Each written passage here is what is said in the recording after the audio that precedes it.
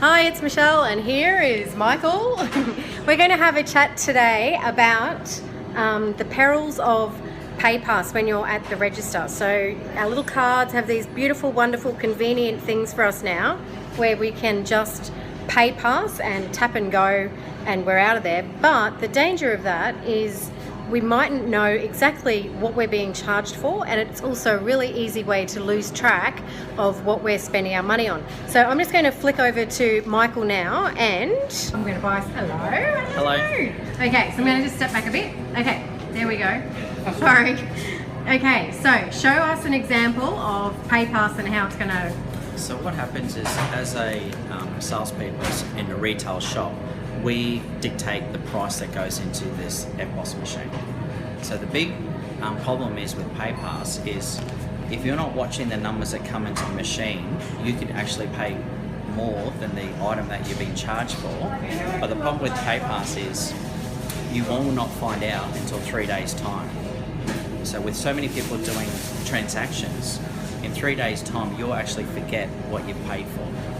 Yeah. So you need to be a bit more careful and check the EFTPOS receipts. Yeah, so there's a couple of things there. Is you've got to check it while you're there to make sure you've been charged the right amount of money, and also just be aware that if you have used Paypass, it's actually not going to be a true reflection on your bank account for 3 days. That's correct. Okay. All right. So I'm going to show. We're going to do a little example. I'm going to buy this ham here, and I'm just going to tap it. So we all know how this works. Tap it. Now, Michael could have put in $5.53 or accidentally done a typo of $55.30. Yep. Anything while we're talking, which usually happens at the butcher. Yeah. You're having a nice little chat. Well, the problem is I could be busy and not paying attention, and I could actually go $553. So what happens is you run away because you're busy. I just get the receipt. I put it on a little section. I don't check it. It's all gone through, so it's my responsibility is over. Yeah. This is the issue. It's the consumer has to check. Wow. So I could accidentally put too much in, but that's your responsibility to check me. Yep. So everyone needs to be responsible for what they're paying for things. Yeah, and you made mention before when we were chatting about it that there's a particular demographic of people that are busy, Paypass, and then another demographic that want to do the old-fashioned PIN number and save it. So I find between 30 and 50, everyone's happy just to be in a hurry and do the transaction real quick. Anyone over 50 is not happy to do it, and I think they're a bit more wary about what the bank's trying to do. Yeah. So I'm just trying to let everyone know that it's very important to check.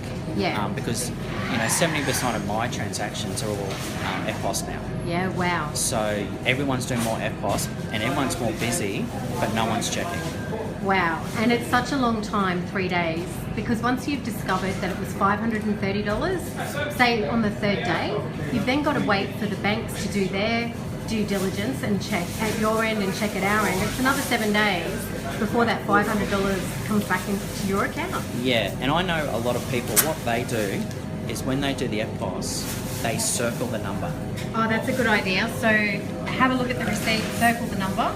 And then make sure they're aware of what you're spending. Yeah. So I've picked up that for the customers. Yep. There's a lot of customers who use a lot of EFTPOS will circle the amount. Excellent. So they're aware of what they're spending and what they're being charged. And I suppose also before you actually put your card up to the screen to tap it, have a look at the amount and double check that that's the amount that is correct. And just, if it's not correct, just make note. And I suppose for people who are in retail that may be taking advantage of that, they could also be adding extra dollars on there anyway. And sometimes it may not be their fault. Yeah. But we have to. What's the machine? Great. But you have to take responsibility of what you're spending, and you've got to remember not everyone's going to be caring as a salesman to check every time. Yep. So it's your own responsibility not to be overcharged. Yeah.